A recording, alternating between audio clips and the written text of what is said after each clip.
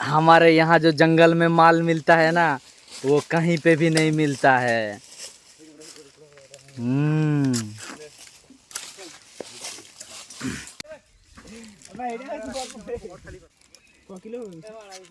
एक नंबर।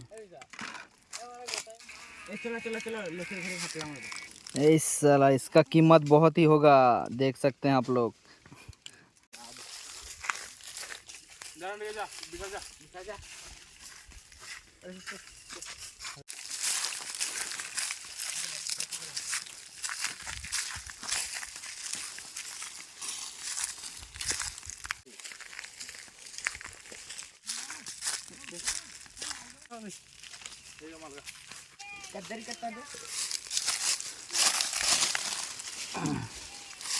কচি অবস্থায় এইরকম থাকে।